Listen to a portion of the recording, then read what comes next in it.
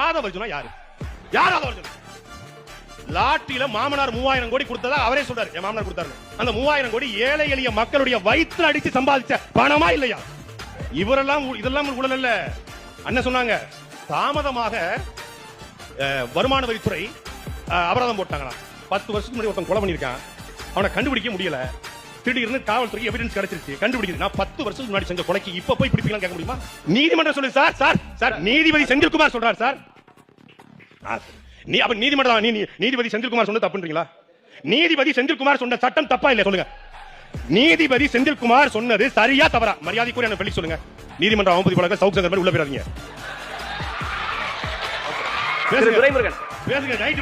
துரைமுருகன் அதெல்லாம் இருக்கட்டும். நீங்க என்ன வேணாலும் இவ்வளவு விமர்சனங்களை தாவேகா மேல வைக்கலாம். ஆனா களத்துல டிவிக்கு எப்படி இருக்கு? எந்த களத்துல மதசார்பற்ற சமூக நீதி திருப்பரங்குன்றத்துக்கு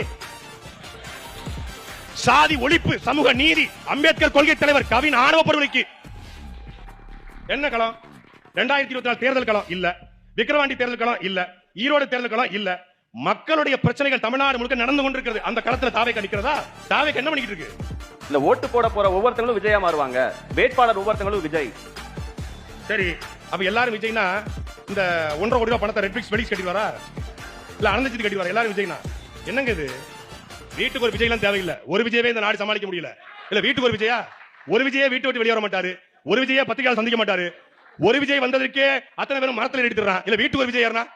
என் தம்பி ஒருத்தன் நல்ல பையன், நல்லா படிச்சவன், ரொம்ப க்ளோஸ் ஃப்ரெண்ட். இது அரசியல் விமர்சனம் இல்ல, பொதுவா சொல்றேன். நல்ல பையன், நல்லா படிச்சவன். அவர் ஃப்ரெண்டுக்கு இவர் ஃப்ரெண்டா? நல்ல பேண்ட் ஷர்ட்லாம் போட்டு அழகா இருந்தான். திடீர்னு பார்த்தா மரத்துல ஏறான். திடீர்னு பார்த்தா டிரான்ஸ்ஃபார்மர்ல ஏறான். திடீர்னு பார்த்தா நைட்டு தூங்கிட்டு இருக்கா விசில் வச்சு எழுப்புறான். அப்புறம் தான் தெரிஞ்சுதான் ஒரு பைத்தியக்கார பையன். இப்ப அந்த பைத்தியத்தை என்ன பண்ணுது? எங்க ஊர்ல மாரியம்மன் கோயில வேப்பிலை வச்சு அடிப்பாங்க. இப்ப பைத்தியங்களை அந்த பைத்தியத்தை சாட்டையை வைத்து அடிக்க வேண்டிய தேவை ஏற்பட்டிருக்கிறது. நாங்கள் கேட்பது ஒண்ணுதான். இவங்க 2 பேரும் என்ன பண்ணாங்கன்னா, ரெட்ஃபிக்ஸ் அண்ணனும் தம்பியும் சேர்ந்து 2 ஆண்டுகளில் விஜய் என்ன செய்தார்னு சொல்லல. 2 ஆண்டுகள்ல நான் என்ன விமர்சனம் பண்ணேன், செந்தில்வேல் விமர்சனம் பண்ணாரு, சானாவாஸ் விமர்சனம் பண்ணாரு. எங்க விமர்சனத்தை அப்புறம் பதில் சொல்லலாம். நீங்க என்ன பண்ணீங்க?